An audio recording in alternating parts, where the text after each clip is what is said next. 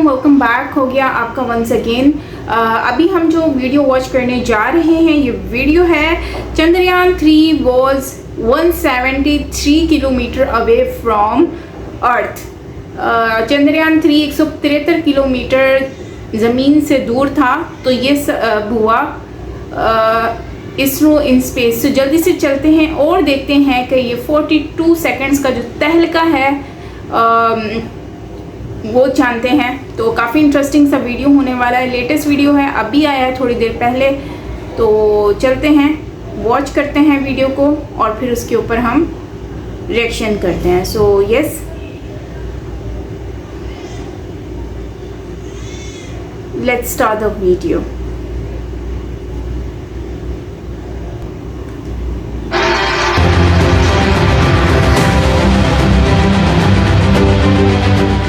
अचानक इसरो ने बदल डाला चंद्रयान 3 का रास्ता।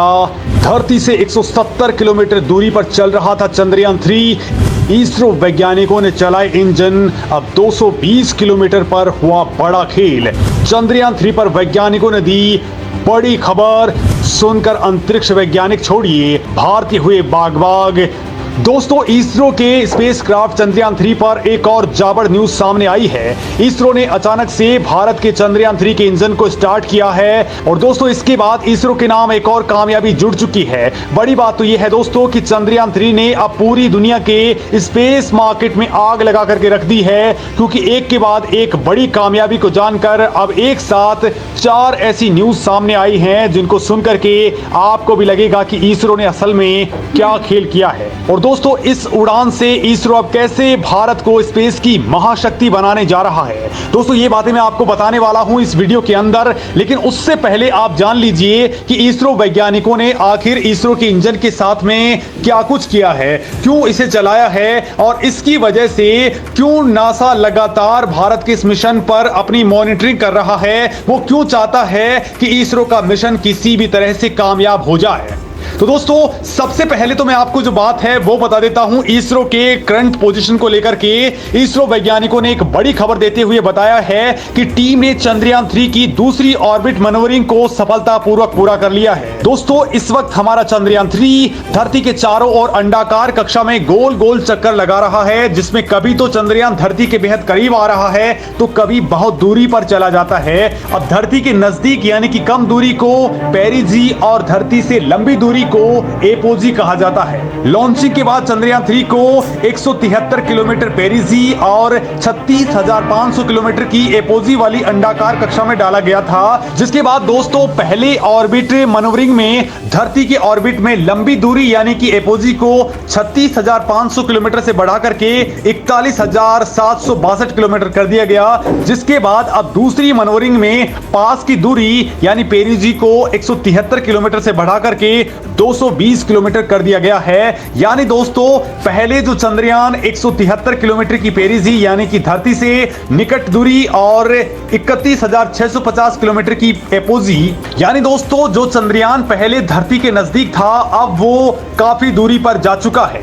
और दोस्तों, अब ऑर्बिट मैन्युवरिंग करके अधिकतम दूरी को 41,762 किलोमीटर और न्यूनतम दूरी को 220 किलोमीटर कर दिया गया है। दोस्तों, इस दौरान चंद्रयान 3 के इंजनों को 42 सेकंड के लिए चालू किया गया और अब इसरो वैज्ञानिक इसकी कक्षा से संबंधित डेटा का एनालिसिस कर रहे हैं। दोस्तों, इसरो वैज्ञानिकों ने क्लियर कहा है कि दूसरी ऑर्बिट मैन्युवरिंग पूरी तरह से सही हुई है। मतलब अब चंद्रयान 3 धरती से थोड़ा और दूरी पर चला गया है और दोस्तों उम्मीद है कि इसी हफ्ते ही 3 और ऑर्बिट मैन्युवरिंग की जाएंगी, जिसमें लगातार तीसरी, चौथी और 5वीं ऑर्बिट को बदल दिया जाएगा। मतलब धरती के चारों तरफ 5 बार चंद्रयान 3 की कक्षाओं को बदला जाएगा।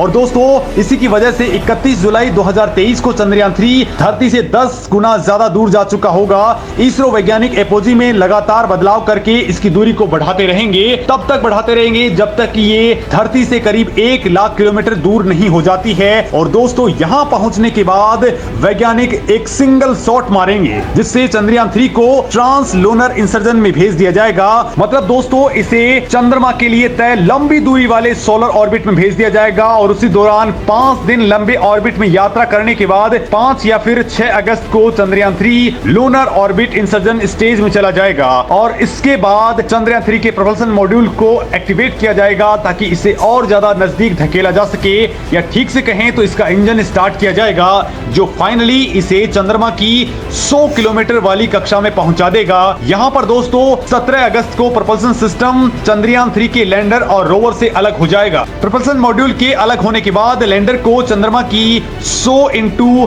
30 किलोमीटर वाली कक्षा में लेकर के जाया जाएगा, जिसके बाद दोस्तों इसे डी बूस्टिंग की जाएगी, यानी कि इसकी गति को कम करना पड़ेगा और ये काम होगा 23 अगस्त को। और दोस्तों यही वो क्षण होगा जब भारत के वैज्ञानिक नहीं बल्कि करोड़ों भारतीयों की सांसें भी थम चुकी होंगी, क्योंकि यही सबसे कठिन टास्क होता है और यहीं से शुरू होगी लैंडिंग की प्रोसेस।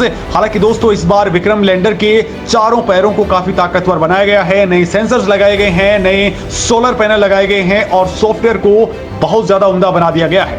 मतलब दोस्तों इस बार जो एल्गोरिदम है वो पूरी दुनिया को हैरान कर रहा है। मतलब दोस्तों इसरो अपने मून मिशन चंद्रयान 3 के लिए इतिहास रचने को तैयार है। ये चंद्रमा के दक्षिण ध्रुव पर सॉफ्ट लैंडिंग करने वाला है। लेकिन दोस्तों यहीं पर ही एक बड़ा खेल भी स्टार्ट हो चुका है, क्योंकि दोस्तों दुनिया में चांद पर पहुंचने की शुरुआत वैसे तो 60 साल पहले हो गई थी, लेकिन अब इसमें चावड़ तरीके से तेजी आ चुकी है। दोस्तों 60 साल पहले वाली कहानी अगर आपको बताऊं तो तब रूस ने अपने मून मिशन लूना 1 को लॉन्च किया था। लेकिन दोस्तों आपको बता दूं कि अमेरिकी स्पेस एजेंसी नासा की आर्टेमिस मिशन, रूस के लूना और चीन की चांगी को कंपेयर करें तो भारत इस बार कई नए इतिहास रचने वाला है। पहली बात तो यह है कि चांद पर भारत सॉफ्ट लैंडिंग करने वाला चौथा मुल्क बन जाएगा। और दोस्तों उससे भी बड़ी बात यह है कि चांद पर सॉफ्ट लैंडिंग के बाद चंद्रयान 3 उसकी सतह से मिनरल्स की खोज करने वाला है। इसके साथ ही चांद के ऊपर भूकंपों, सतह की थर्मल प्रॉपर्टी, प्लाज्मा के साथ ही धरती से चांद की सटीक दूरी का पता भी ये लगाने वाला है। इतना ही नहीं दोस्तों, मिट्टी में मौजूद केमिकल और मिनरल्स का स्तर इसके जरिए पता लगा लिया जाएगा। बड़ी बात तो ये है कि जो काम आज तक अमेरिका और रूस नहीं कर पाए वो काम इसरो करने वाला है, क्योंकि खुद अमेरिका कह रहा है कि वो 2025 में अपना मून मिशन आर्टेमिस लॉन्च करने वाला है। और दिलचस्प बात यह है कि भारत के चंद्रयान 3 मिशन से मिलने वाली जानकारी नासा को बेहद काम आने वाली है और इसके लिए वो बेताब भी है ताकि उसके आर्टेमिस मिशन को चांद पर सही तरीके से उतारा जा सके। दोस्तों बाकायदा व्हाइट हाउस ने कहा है कि चंद्रयान 3 का डेटा भविष्य में आर्टेमिस मिशन में होने वाली ह्यूमन लैंडिंग के काम आने वाला है। भारत ने आर्टेमिस समझौते पर हस्ताक्षर किए हैं, जिसके जरिए भारतीय मून मिशन से जो भी जानकारी मिलेगी वो भारत को अमेरिका के साथ शेयर करनी पड़ेगी। और दोस्तों ये अमेरिका के काम भी बहुत ज्यादा आ सकती है। वैसे दोस्तों आपको बता दूं कि चंद्रयान 3 की लॉन्चिंग के साथ ही इसरो ने वो होड़ शुरू कर दी है जो चांद पर सबसे पहले पहुंचने के लिए शुरू हो चुकी है। दुनिया की तमाम स्पेस एजेंसियां चाहती हैं कि वो भी चांद पर पहुंचें और वहां की आबो हवा के बारे में जानकारियां जुटाएं। अमेरिका, रूस और चीन पहले ऐसा कर चुके हैं। रूस ने दोस्तों सबसे पहले अपना मून मिशन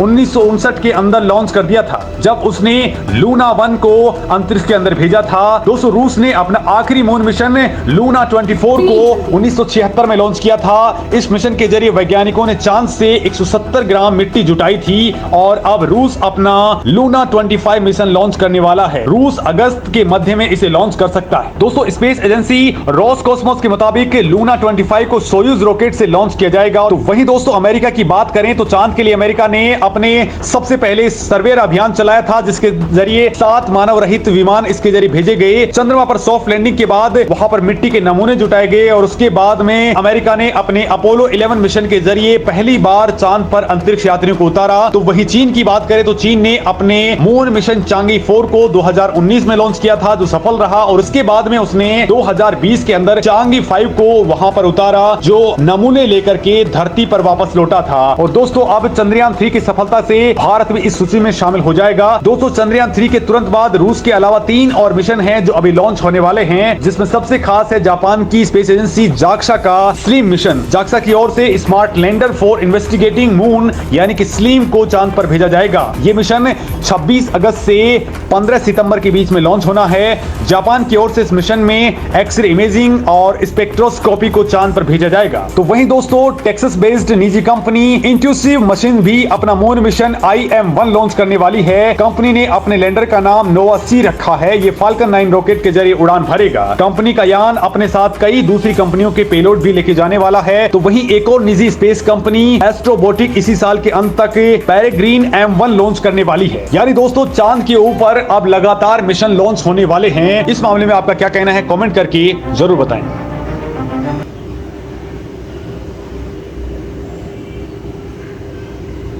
ओके तो यहाँ पे इसरो की हम जितनी भी तारीफ करें सबसे पहली बात तो उतनी ही कम है, क्योंकि इसरो ने वो कर दिखाया है, वो टेक्नोलॉजीज करके दिखाई हैं जो कि दूसरी कंट्रीज सोच रही हैं करने के लिए। ठीक है, चंद्रयान 2 के बाद जो चंद्रयान 3 है इसके ऊपर इन्होंने काफ़ी ज़्यादा कुछ सीखा है और उसके ऊपर काफ़ी चेंजिंग्स भी की हैं, जो कि इस वीडियो में बताया गया है। काफ़ी डिटेल्स के साथ समझाई गई हैं बातें कि क्या क्या चेंजिंग्स लेकर आए हैं और क्या क्या प्रोसीजर होगा, कैसे होगा, कैसे जाएगा, सारा कुछ उन्होंने मिशन के बारे में एक्सप्लेन किया है A to Z। तो बहुत ज़्यादा इन्फॉर्मेटिव वीडियो है, बहुत नॉलेज शेयर की गई है जो कि बहुत अच्छी लगी मुझे। एंड इसके साथ साथ अगर हम बात कर लें कि नासा की, तो नासा में अगर हम देखें तो नासा काफ़ी कंपनी जो है वो बहुत ज़्यादा स्ट्रॉन्ग है। फंडिंग के हिसाब से भी अगर देखें तो उनको बजट का कोई मसला नहीं है, उनके पास बजट बहुत ज़्यादा बहुत अच्छा खासा है। और रही बात इसकी, तो इसमें हम ये कह सकते हैं कि इसरो कम बजट में इन्होंने इतना अच्छी टेक्नोलॉजी और इतना कुछ इम्प्रूव करके जो है वो लॉन्च कर दिया। और आजकल अगर हम देखें तो इस दौर में हर कोई रेस लगा रहा है, चाहे वो इंसान के साथ, चाहे कंट्री के साथ। चाइना जो कि ये वो कंट्रीज़ जो कि बहुत ज़्यादा इकोनॉमिकली डेवलप्ड हैं, वो कंट्रीज़ जो हैं आजकल इन्वेस्ट कर रही हैं। चाइना जैसी कंट्री हो गई, रशिया हो गई, USA हो गया, और अब इंडिया ने भी इस रेस में अपने आप को इन्वॉल्व कर लिया और अब इंडिया भी खुद को ग्रो कर रहा है, इंडिया भी आगे निकल रहा है और इस मिशन को कंप्लीट कर। लेकिन मैं एक चीज़ सोच रही हूँ कि चांद पर चंद्रयान 3 जाता है या कोई भी मिशन जाता है, जैसे अभी रशिया ने भी सोचा और कह रहे हैं कि हो सकता है अगस्त में पॉसिबिलिटी है कि ये भी लॉन्च हो जाए।